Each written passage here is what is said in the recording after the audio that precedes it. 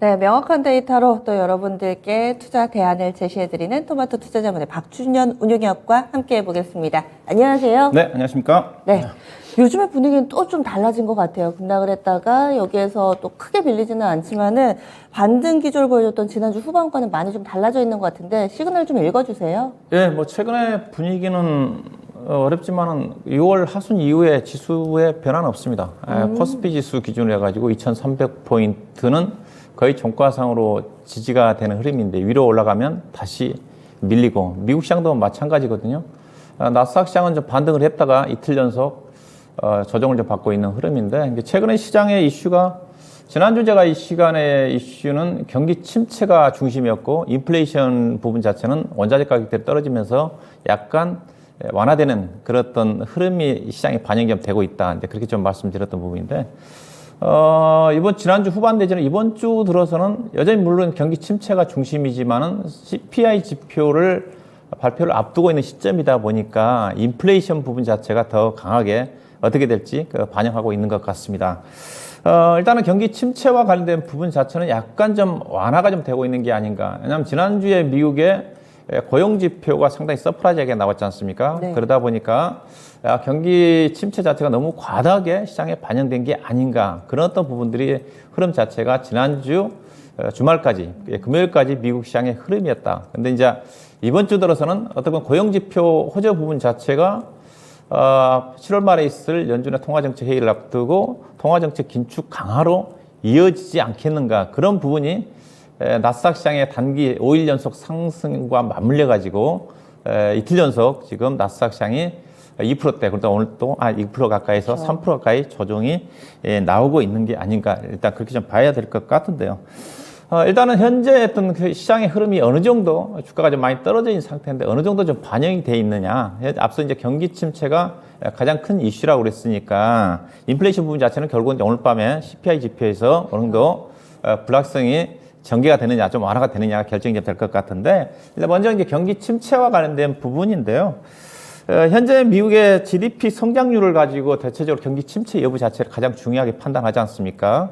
현재 미국의 GDP 성장률 보게 되게 되면 1분기 때는 마이너스 1.6으로 확정이 좀 됐고, 현재 2분기가 7월 말 정도 발표를 앞두고 있는 쪽인데, 현재 전망치로서는 일부 JP모간 쪽에서는 플러스 1% 정도 그 성장 얘기를 하고 있지만은 거의 가능성이 희박해 보이고요.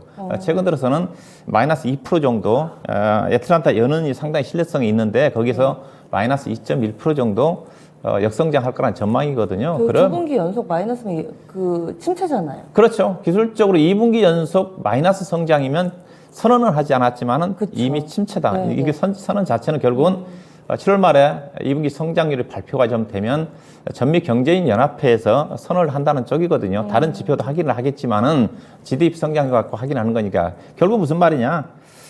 이미 미국은 경기 침체 상태에 빠졌다. 그렇게 해석할 수가 있는 거죠. 선언만 안 했을 뿐이지. 다만 이제 향후의 관건 자체는 얼마만큼 침체의 폭이 커질 거고 기간이 어느 정도 시점에서 바닥을 찍고 반등을 하느냐. 그게 이제 우리 투자가들이 가장 궁금해하는 그런 부분이라고 봐야 될 것 같은데 1980년도 이후에 경기 침체 선언 이후에 평균적으로 바닥이 확인이 되고 주가가 올라간 기간이 한 7개월에서 8개월 정도 된다 하더라고요. 주가가 이제 6개월 정도 선행성을 감안하면 잘하면 뭐 올해 4분기 내지 늦어도 1분기 정도는 어느 정도 침체 완화가 좀 되면서 시장이 반전할 수 있는 그런 흐름도 충분히 우리가 예상해 볼 수가 있지 않겠는가. 그 점 봐야 될 것 같고요.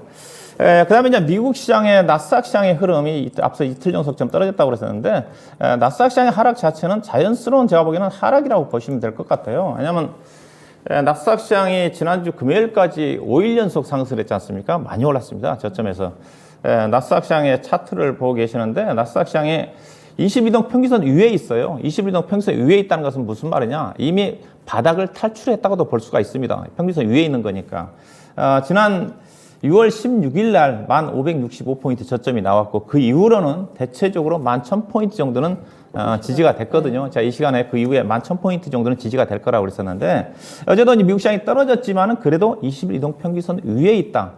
다른 다우지수도 마찬가지입니다. 22평선 위에 오늘 전일 딱 됐거든요. 됐고 그다음에 S&P 500 같은 경우도 거의 비슷하게 20일 평균선을 대고 있다는 거죠. 즉 현재로 봐서는 이제 오늘 밤에 결국은 20일 평균선을 지지하고 있는 선이기 때문에 오늘 밤에 CPI 지표가 어떻게 나오느냐에 따라서 20일 평균선을 저점으로 해서 다시 리바운드가 전환이 되느냐, 그렇지 않으면 다시 박스권 나스닥 기준에 가지고 11,000포인트 최악의 경우 1,500포인트 정도까지 테스트하느냐가 결정이 좀 될 것 같은데, 제가 보기에는 상당히 저는 이제 CPI 발표 이후에 결국 이제 불확실성 완화로 시장이 긍정적으로 반영하지 않겠는가 하는 쪽인데, 일단은 CPI가 이달 8.8%가 지금 컨센이지 않습니까? 근데 지난달에 이제 6월 11일 날 미국의 5월달 CPI가 받으면서 충격을 받지 않습니까? 네. 그때 이제 충격을 좀 받으면서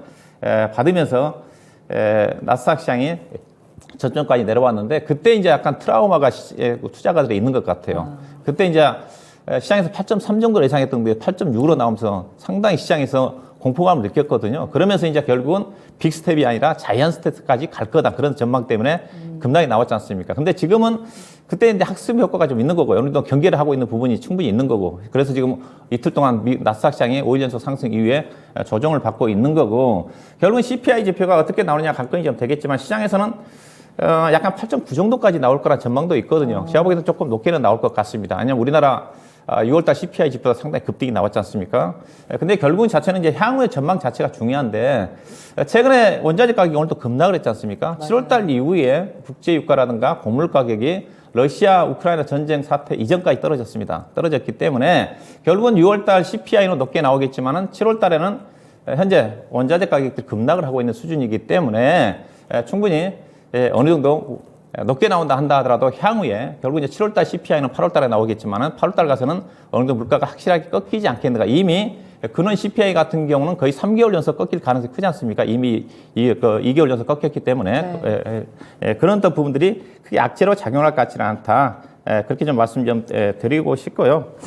그 다음에 이제 국내 시장의 흐름으로 좀 본다 한다면, 지금 국내 시장 자체는 어제 하락 부분 자체는 원달러 환율에 영향을 좀 많이 미쳤다고 좀 볼 수가 있거든요. 원달러 환율이 어제 지금 1,300억을 훨씬 이제 확실하게 좀 돌파를 해봤지 않습니까? 어제 1,312로 끝났는데, 달러 원화의 약세 부분 자체는 결국은 달러 강세의 요인을 찾아야 될 것 같은데, 지금 최근에 달러가 105를, 달러 인덱스가 105를 돌파를 하면서 108까지 가파르게 올라가고 있거든요. 달러가 좀 올라가 있는 이 자체는 아무래도 미국 경기도 안 좋은데 더 안 좋은 달러 인덱스가 가장 차지한 비중이 큰 유럽 경기가 안 좋다 보니까 유로가 지금 약세를 보이니까 그 영향이 크게 작용하고 있는 것 같습니다. 결국은 달러가 강세를 보이게 된다면 미국의 수출 기업들 중심으로 해가지고 상당히 안 좋을 수밖에 없거든요. 그래서 어제 이제 달러가 올라서다가 잠깐 주춤거린 것 같아요. 장 초반에 상당히 강했거든요. 근데 약간 지금 108 아래까지 좀 내려와 있기 때문에 달러의 안정 여부 자체가 시장에 중요한 역할을 하지 않겠나 생각이 좀 되는데, 근데 제가 주목하고 있는 것 자체는 어제 원달러율이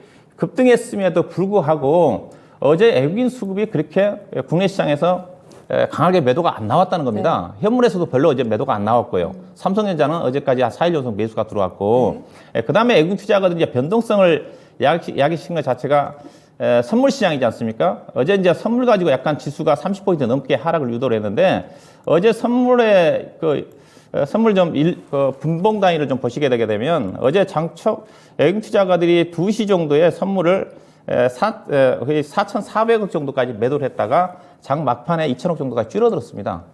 이 부분 자체는 무슨 말이냐? 원달러율이 급등했음에도 불구하고 현물 매도가 제한적이라는 것 자체는 외국인 투자가들 충분히 매도할 만큼 매도했다는 측면이고요.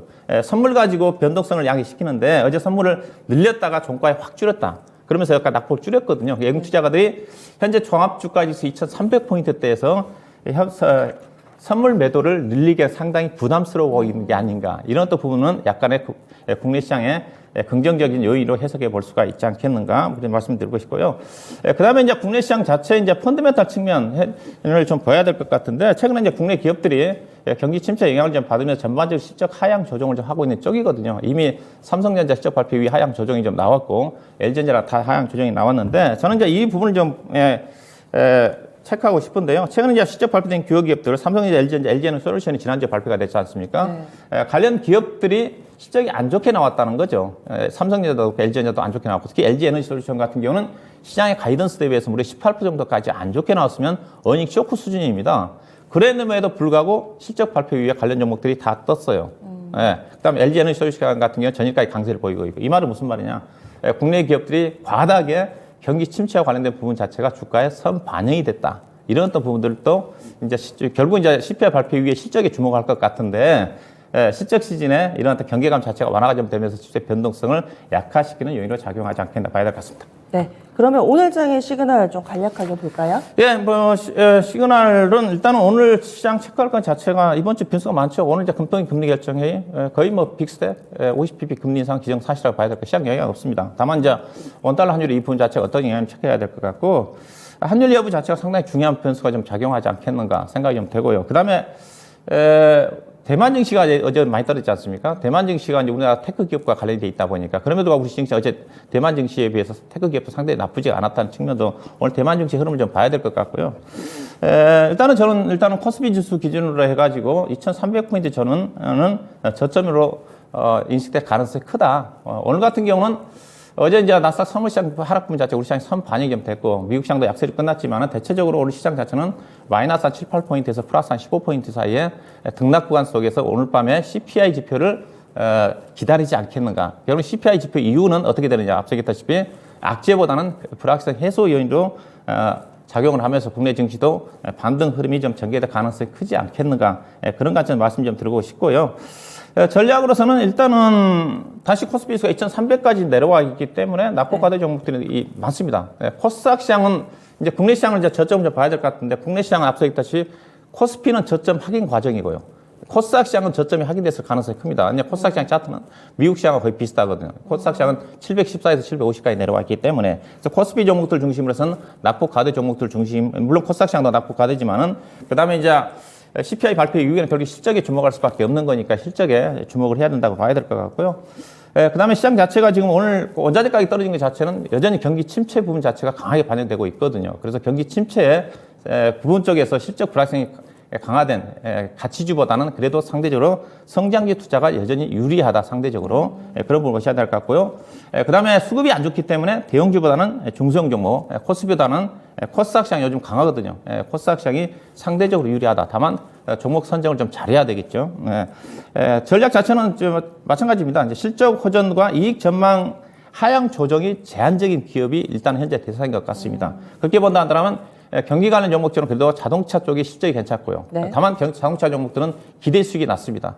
이게 로우 리스크, 로우 리턴 현재로 봐서 낙폭과대 주기식입니다. 다만 네. 방어적으로 접근하시는 분은 자동차가 대안일 것 같고요. 그 다음에 낙폭과대 쪽에 2차 전지 관련 여전히 관심 있고 성장주니까. 그 다음에 IT 쪽에서는 IT 반도체 비메모리 장비 종목들을 중심으로 소부장 관련 종목들은 폴더폰 관련 종목들이 유리할 것 같고요. 그 다음에 신재생, 제약바이오, 의료기기 같은 종목들도 실적이 2분기도 괜찮고 3분기 전망치도 괜찮거든요. 최근에 아이센스 같은 경우는 거의 고점인데 관련 종목들이 상대적으로 유리하지 않게 봐야 될 것 같습니다. 예, 알겠습니다. 이렇게 해서 전략 나왔습니다. 지금 당장은 뭐 CPI라든지 금통위 결과라든지 이렇게 단기적인 이벤트에 포커스가 맞춰져 있으실 테지만 이벤트 끝나고 나서는 결국에는 기본으로 돌아가 실적입니다. 이 부분 간과하시지 마시기를 다시 한번 좀 강조해서 이야기해 주시네요. 박준혜 운영학과 함께하는 무료 온라인 공개방송 오늘 일정 있습니다. 오후 5시입니다. 장 마치고 나서 여유 있게 함께해 보시죠. 시장을 이기는 종목 전략, 경기 침체를 이겨낼 종목에 대해서 이야기한다고 합니다. 이 시간도 많은 참여 기대하겠습니다. 운영님 오늘 말씀 고맙습니다. 네, 고맙습니다. 네, 지금까지 마켓 시그널이었습니다.